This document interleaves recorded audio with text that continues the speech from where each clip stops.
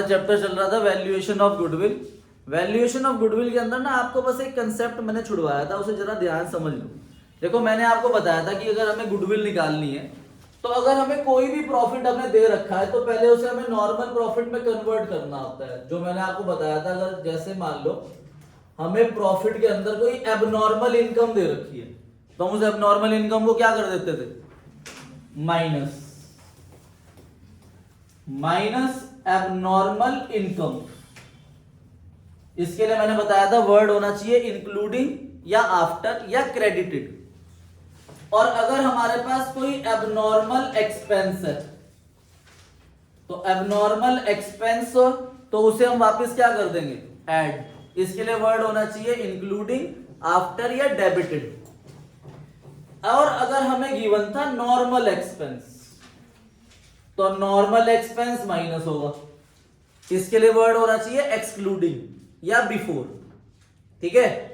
उसके बाद मैंने आपको बताया था अगर हमें दे रखा है अंडर वैल्यूएशन ऑफ स्टॉक तो वो ऐड होता है,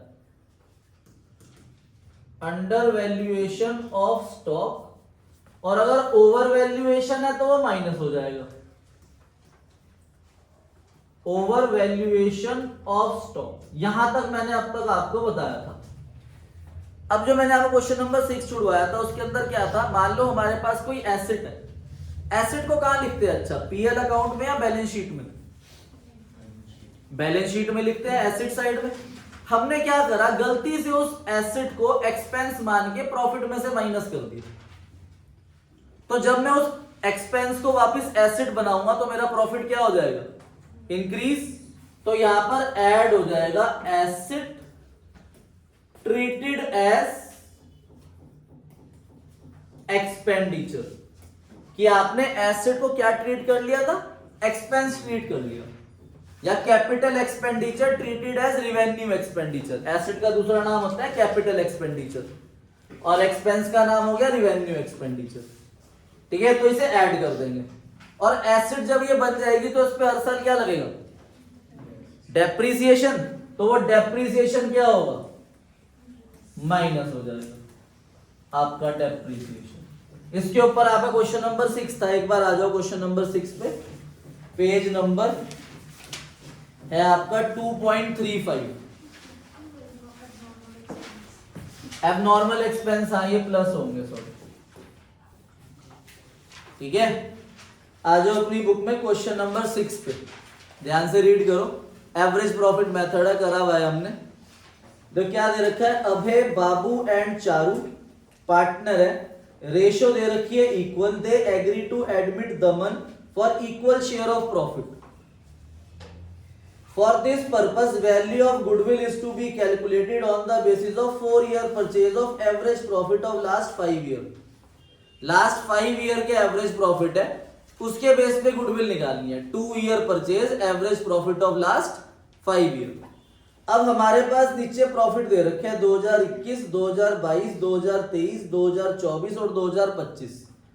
अच्छा, ये जो हमारे पास 2021 है ना, इसे चाहे लिख लो वहां पर, ये 31 मार्च 2021 है। मतलब ईयर एंड पे निकाला जाता है प्रॉफिट। अगर मेरा ईयर एंड 31 मार्च 21 को हो रहा है तो क्या आप मुझे बता सकते हो कि ये स्टार्ट कब हुआ होगा, 1 अप्रैल 20 में। ठीक है, ऐसे होता है पूरा साल। मतलब हमें 31 मार्च 21 दे रखा है वो एंड की डेट है, स्टार्टिंग डेट 1 अप्रैल 20 है। ऐसे ही जो हमारे पास 31 मार्च 2022 है, इसकी स्टार्टिंग डेट क्या है, 1 अप्रैल 2021। ऐसी अगले की 1 अप्रैल 2022 स्टार्टिंग है और एंड है 31 मार्च 2023। फिर 2024 में भी ऐसा है, 2025 में भी ऐसा। अब नीचे लिखा है 1 अप्रैल 24। अच्छा, ये 1 अप्रैल 24 कौन से ईयर में आएगी, आप बताओ करण। ये 1 अप्रैल 2024 की बात कर रहा है, तो ये कौन से ईयर में है, 2024 की बात कर रहा है, 2025 की बात कर रहा है, 25 की। अभी बताया ना, जो 31 मार्च 25 है वो स्टार्ट कब हुआ होगा, 1 अप्रैल 24। तो 1 अप्रैल 24 भले ही वो दे रखे हैं, तो वो हमारा जो ईयर रिलेटेड है वो 2025 रिलेटेड। तो पढ़ो क्या लिखा है, 2 व्हीलर परचेज करा आपने 1 लाख का। तो 1 लाख का आपने एसिड परचेज करा, पर देखो क्या लिखा है, उसे आपने डेबिट कर दिया ट्रेवलिंग एक्सपेंस अकाउंट में, तो एसिड को क्या ट्रीट कर लिया, एक्सपेंस, तो ये क्या हो जाएगा, प्रॉफिट में प्लस हो जाएगा। तो माइनस का जो लॉस दे रखा है 5,90,000, उसमें वो 1 लाख रुपए प्लस करेंगे, और जब ये एसिड बन जाएगी तो इस पे क्या लगेगा, तो 25% कितना होता है 1 लाख का, 25,000, वो डेप्रिसिएशन माइनस हो जाएगा।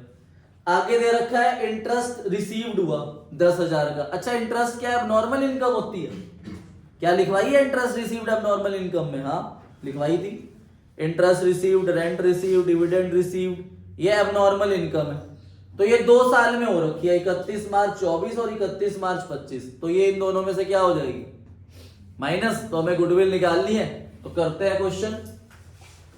ठीक है, सबसे पहले आप ईयर लिख लोगे, ईयर जो आपको ये दे रखे हैं, ठीक है, ये जो 2021 दे रखा है, तो ये स्टार्ट 1 अप्रैल 20 में हुआ होगा, तब जाके ये 31 मार्च 21 में एंड हुआ होगा।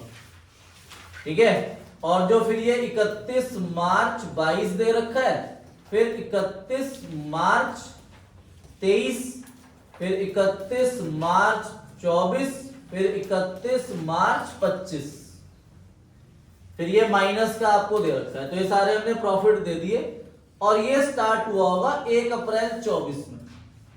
ठीक है भाई, अब इस क्वेश्चन के अंदर हमारे पास ये प्रॉफिट दे रखे हैं 1.5 लाख, 3.5 लाख, 5 लाख, 7, 10 और माइनस का 5,90,000।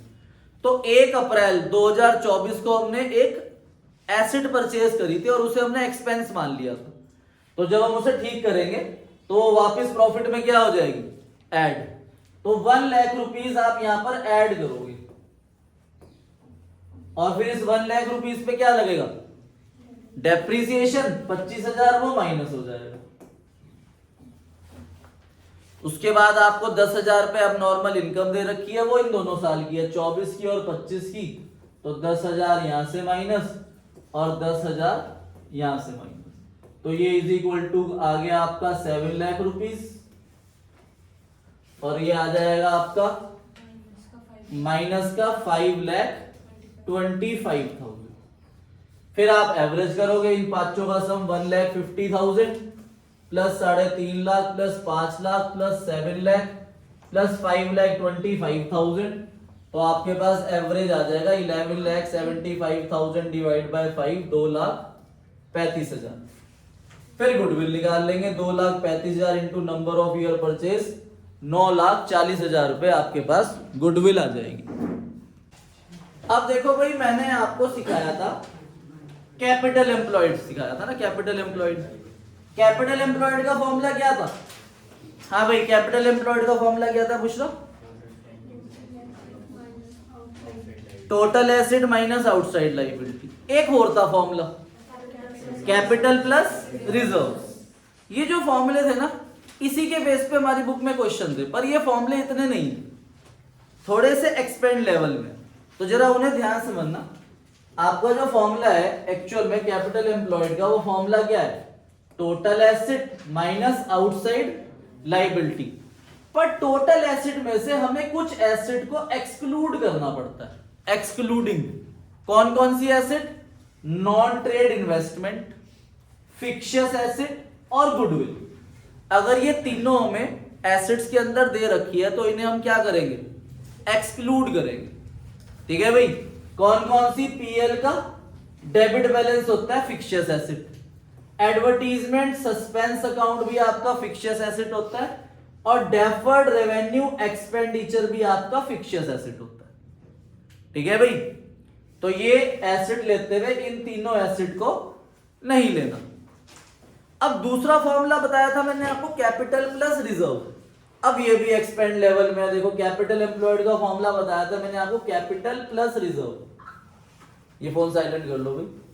कैपिटल का क्रेडिट बैलेंस ऐड होगा, और करंट बैलेंस भी लेंगे हम क्रेडिट बैलेंस, तो कैपिटल प्लस रिजर्व।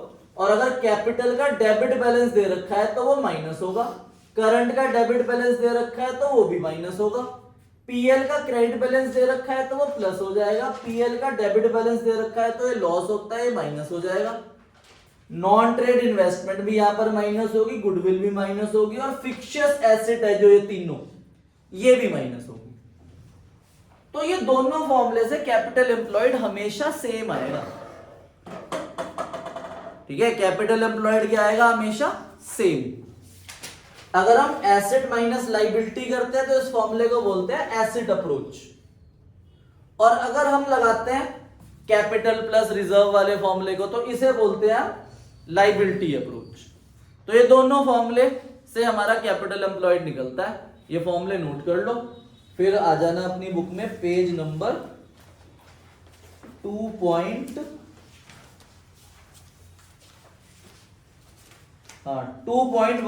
पे आ जाना। इसमें हमें एग्जाम्पल 1 दे रखा है, उस एग्जाम्पल 1 से हम इसमें एसेट अप्रोच और लाइबिलिटी अप्रोच दोनों से कैपिटल एम्प्लॉयड निकाल लेंगे। आओ अपनी बुक में देखो, एग्जाम्पल नंबर 1 में क्या लिखा है, पढ़ो ध्यान से। Calculate capital employed by the two approaches from the following. दोनों अप्रोचेस से निकालना है। देखो सबसे पहला क्या है? Asset approach, total asset minus outside liability. ठीक है भाई, अब टोटल एसेट का सम कितना दे रखा है बैलेंस शीट में? 3,90,000। अब बताओ क्या ऊपर एसेट्स में से ये तीनों एसेट है?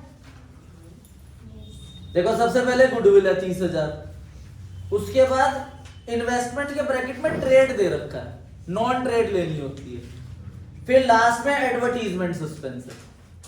ठीक है भाई, तो 3,90,000 में से मैं गुडविल 30,000 और एडवर्टीजमेंट सस्पेंस 10,000 हटा दूंगा, तो मैं जो टोटल एसेट लूंगा वो कितनी लूंगा? बताओ बताओ कितनी लूंगा टोटल एसेट? टोटल एसेट हमें दे रखी है 3,90,000, उसमें से हमें हटा देनी है गुडविल और एडवर्टीजमेंट सस्पेंस। 40,000 हट गया तो कितनी आई टोटल एसेट? 3,50,000 ये आई टोटल एसेट। अब माइनस कर लिया आउटसाइड लाइबिलिटी। आउटसाइड लाइबिलिटी वो लाइबिलिटी होती है जो हमें बाहर वाले लोगों को पैसा देना, तो वो हमारे पास सिर्फ दो है, क्रेडिटर और आउटस्टैंडिंग एक्सपेंस। तो 90 और 10 कितना हो गया? -1 लाख। तो ये कितना आ गया? 3.5 माइनस 1, 2.5 लाख रुपए आ गया आपका कैपिटल एम्प्लॉयड। आई बात समझ में? अब इसी क्वेश्चन के अंदर अगर हम लाइबिलिटी अप्रोच लगाए तो उसमें हमें क्या ऐड करना है? Capital plus reserve. ठीक है, जो इसमें दे रखा है कैपिटल दे रखा है 2 लाख, रिजर्व दे रखा है 90,000, डेबिट बैलेंस नहीं है करंट का ना कैपिटल का, तो नहीं आएगा। पीएल का डेबिट बैलेंस भी ये नहीं है, नॉन ट्रेड इन्वेस्टमेंट में गुडविल है तो वो गुडविल माइनस हो जाएगी और एडवर्टीजमेंट सस्पेंस माइनस हो जाएगा। कितना है कैपिटल? तो 2 लाख रुपए कैपिटल ले लेंगे, प्लस रिजर्व आ जाएगा 90,000, माइनस गुडविल कर देंगे 30,000 और माइनस 10,000 एडवर्टीजमेंट सस्पेंस। तो 290 में से 40,000 गए तो कितना आया? तो यहां पर भी कैपिटल एम्प्लॉयड 2.5 लाख ही आया। तो दोनों से कैपिटल एम्प्लॉयड सेम आएगा। ठीक है, आई बात समझ में? अब यही हमारी एक प्रॉब्लम आई है एमसीक्यू नंबर, जिन्होंने एमसीक्यू नहीं करे वो कल सुबह ले ले प्रॉब्लम दोबारा, कोई दिक्कत नहीं है। एमसीक्यू 24 पे आ जाओ। 25 है, 23 है भाई एमसीक्यू, 24 भी है। आ जाओ पेज नंबर 2.30 पे, इस पे ये फॉर्मूले लग रहे हैं capital employed. Capital account of partner Naresh and Vikesh 5 lakh each है, तो 10 लाख कैपिटल हो गए। बैलेंस ऑफ करंट दे रखे हैं 50 और 40। अब कुछ नहीं लिखा होता ना तो क्रेडिट बैलेंस होते हैं, 50 और 40 हो गया 90,000, तो 10,90,000 हो गया। बैंक लोन आपकी लाइबिलिटी हो गई, गुडविल 50,000। इन्वेस्टमेंट में कुछ नहीं लिखा हुआ, तो अगर इन्वेस्टमेंट में कुछ नहीं लिखा हुआ ना तो वो नॉन ट्रेड होती है। कौन सी होती है? नॉन ट्रेड, याद रखना। जैसे अभी हमने एग्जांपल नंबर 1 करा, उसके ब्रैकेट में लिखा था इन्वेस्टमेंट के ब्रैकेट में क्या? ट्रेड। अगर कुछ नहीं है तो वो कौन सी है? Non trade investment. उसके बाद advertisement suspense 15,000।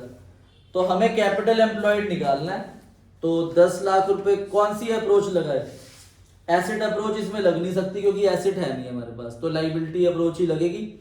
10 lakh capital plus current का बैलेंस 90,000, ठीक है, माइनस गुडविल 50,000, माइनस इन्वेस्टमेंट 25,000 और माइनस 15,000, तो 10 लाख रुपीज आएगा आपका कैपिटल एम्प्लॉयड। क्वेश्चन नंबर 23 का आंसर सी हो जाएगा, ठीक है। अब 24 पे आ जाओ।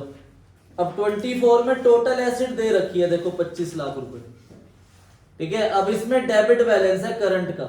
मैं यहाँ पे एक चीज लिखना भूल गया कि अगर हमें एसेट लेते हुए डेबिट बैलेंस दे रखा है ना करंट का, तो वो भी माइनस होगा। डेबिट बैलेंस करंट अकाउंट का, तो करंट अकाउंट के डेबिट बैलेंस भी माइनस होंगे, ये एसेट में नहीं लिए जाएंगे।